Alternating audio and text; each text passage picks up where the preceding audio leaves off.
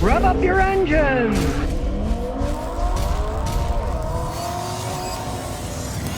Eli, a car guy, says Toyota's coming out with a new Stout pickup. Should I buy this or use Tacoma with a 2.7? Toyota's charging as much for the Stout as they used to for the Tacoma. What the heck, you can find a good used Tacoma. I always believe in buying used cars. I never believe in buying new cars. One, the Stout's a new vehicle. It is Toyota. They make good stuff, right? It's still a new vehicle. When Toyota came out with the Tundra, with the V6 twin turbo instead of the V8, they had problems the first year. I would never buy the first year, and I'd never buy a new car probably anyways, because you lose too much money. You pay 100% of the price. I would rather buy a used car, say a used Toyota with 70,000 miles. It still might have 80% of its life left, but I might be able to buy it for 30, 40% of the original price. I'm making out. When you buy new, you're always paying full price, and you're never going to get a deal. It's just how it goes. And if they're going to charge that much, they probably will too, because what usually happens is a new vehicle's out, it's hot, heavy. Everybody wants to buy it. My brother-in-law, when he was in Houston, bought one of those early Toyota vans. He had to wait 6 months, and then they tried to sell him one that was loaded. He said no, then he had to wait some more months. And finally, he ended up buying one that had mag wheels on it, even though he didn't want it, because they said, well, this is it, or we'll sell it to somebody else, and you could order another one. So whenever there's new vehicles coming out and they're hot, you're going to get ripped off. You're going to pay way too much for it. Doesn't matter who makes them. Leg Down to Sports says, Scotty, do you think the next generation 2025 Camry is worth waiting for? How long do you want to wait, right? I never buy the new generation of anything. Maybe they'll screw up. Now, 2025, okay? 2030, I'll tell you. Ask me in 2030. Is it 2025 Camry good? I'll say, well, they've held up really well. You never know with new stuff. You have no idea what the engineers are doing, what their build quality's going to be until they've been out for a while. I always say, hold up, buy new stuff. No, you know. I mean, if you really want a Camry, I'd say, wait till they come out and then buy a 2024 that they haven't sold yet. And you'll get a better deal if you have to buy a new car. Me, I'd wait 5 years and buy a used one. Mikel Sanoka says, should I get a 2018 Kia Optima? Only if you dislike yourself and like wasting money. Kias don't hold up over time. Now, you could buy a new one. Maybe it won't have any problems for 80 or 100,000 miles, right? You're looking at a used one. I don't know what kind of mileage it's got. It's 6 years old. It's probably got a lot of mileage. You know, the only way I'd ever say buy one of those if it's low mileage and you can buy it cheap and it wasn't wrecked or in a flood or something, right? They just don't hold up like Toyotas, Hondas. And back in the day, you could get them cheap, and okay, so you got it cheap and it went 100,000 miles. Now they're almost the same price as the Toyotas and Hondas, and it would make no sense to buy them. Unless you can get that's dirt cheap and it's low mileage, I wouldn't touch it. James says, God, I got a 2012 Mazda 3 Skyactiv. The engine always makes a fast-paced clicking noise at idle. I heard it was relevant to the high-pressure GDI system they have. As they age, they might. Those Skyactiv engines back then, that's a 2012, right? That's 12 years ago. They had a lot of Ford parts in them, and they had a lot of problem with the variable valve timing. So if I were you, find a guy like me who knows those things, have them look at it and say, okay, it's GDI systems making the problem. Or, no, it's your variable valve timing starting to go. And if it's got the Ford Motorola parts, I can just about guarantee you it's that starting to go out the variable valve timing system. The new ones don't, because they gave up with Ford. They don't use Ford stuff on it anymore. Now they use more Toyota stuff since Toyota bought a bunch of Mazda. But get it checked out sooner than later, because if it is your variable valve timing system, my advice is get rid of that damn thing before something bad happens. And then you got to rebuild the engine. It's not worth doing on something that's 12 years old. Jacob Contreras says, hey, Scott, I want to buy 2017 MX-5 Mazda Miata RF. What do you think about it? They're excellent little cars. They're fun to drive around. Guy the other day, he and his wife cruise around the nation on motorcycles. They got tours, right?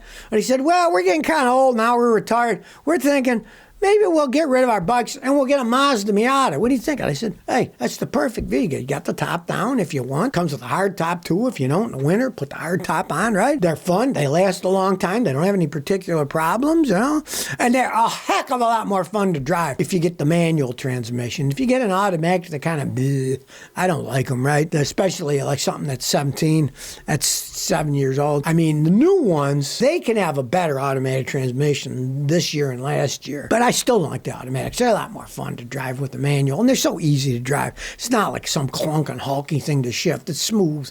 They're a lot of fun to drive. YouTuber says, Scotty, what do you think of small auto shops? Well, I grew up in one, Lewiston, New York. Problem today is they're all going out of business. They're taxing them out of existence.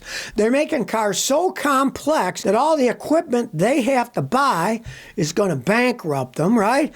And then the manufacturers are trying to keep all the software away so they can only fix the cars at the dealerships, and they don't want to give that information out. So I feel sorry for it. Hey, because it's the small shops that give people good deals. Honest mechanics doing a good deal. You go to the dealer, they're looking to ream you as fast as they can. Face the facts. Most dealerships have $2 to $4 million a year overhead. They got to pay for that $2 to $4 million before they make a profit. So what are they going to do? They're going to ream you every time you go in for repairs, right? Small shops didn't have the overhead. It only makes sense. But unfortunately, they're starting to disappear. Probably eventually there won't be hardly any of them left. Raj Kalafo says, Scotty, I got a 2015 1.5 liter Honda Jazz. Manual transmission, 49,000 miles. Sometimes I have a hard time putting it in gear. What can I do? We only got 49,000 miles on it. First, check the master and the slave cylinder. It could be especially the slave on the transmission. It's got a boot. Squeeze the boot. If fluid leaks a little, you need a slave cylinder. Cheap job. Just buy one of those.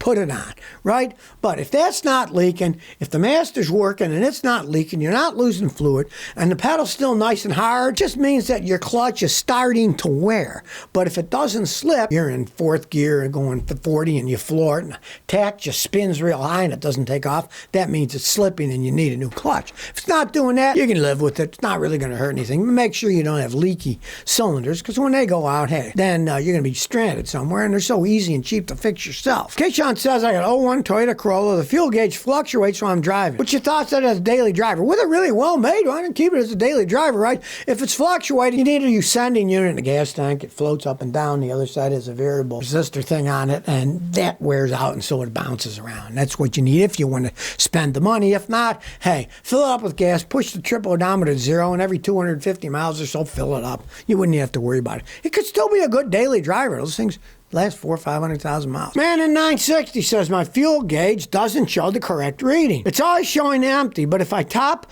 more than a quarter of tank, it starts to work. As soon as it drops to less than a quarter tank of fuel gauge reading drops down to 0. I replaced the fuel pump assembly, including the sending unit, second hand.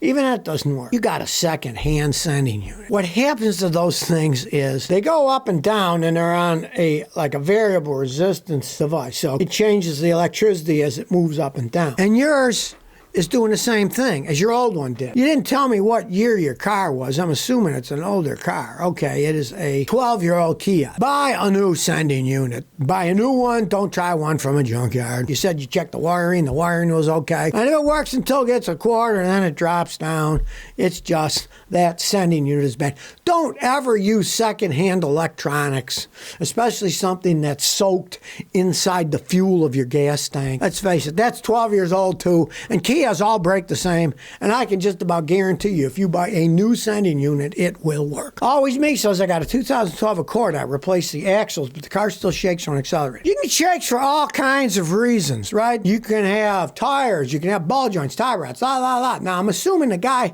that worked on it checked the ball joints, tie rods, said nothing's wrong with that. The tires are balanced, so it must be your CV axle, so you replaced them. But if it's still shaking, I got bad news for you. That's 12-year-old Honda Accord. Your automatic transmission is probably starting to go out, because when you accelerate hard, that strains the automatic transmission. And if it has problems inside, you're going to get shaken when you accelerate. And now when you stop accelerating, it's not straining the worn gears, and then they go down the road perfectly fine.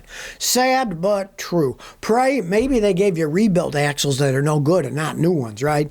But if it isn't the axles, and it doesn't when you accelerate, and the guys checked everything, said your struts are good, your ball joints, tie rods are good, wheel bearings are good, then it would be internal to the transmission. Jeff P. said the rear heat shield rusted off, dangling on the exhaust of our 04 Corolla. Can I rip it off? Go right ahead. It doesn't really do that much.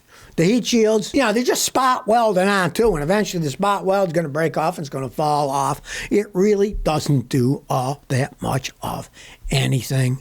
you can take them off. I've had people take those things off. Maybe you live up north and it's all that salt in the road, right? They also have the dust shields on the inside of the brakes. And when they rust out, guys just rip them off and take them off, and they don't have a dust shield anymore. People do that all the time too. Shmo says, Scotty, what's your opinion on the Buick 3800 and all the cars it came in? Excellent engine. V6 3800 could run forever. Now the rest of the cars not so great. The tranny stunk. I had a customer in Houston that had one, and he burnt the transmission out in 15,000 miles. The engine ran like a clock, but the transmission was burned out. Now he was a maniac. He would burn out, slam on the brakes, and then burn out, slam on the brakes. The engine still held up really quite well. It's just the jam quality, other stuff isn't all that great. But if you babied it, I had older people that had Buicks with that 3800, and they drove them a long time, 150,000. They're still rolling down the road because they didn't strain the engine. So if you never want to miss another one of my new car repair videos, remember to ring that bell.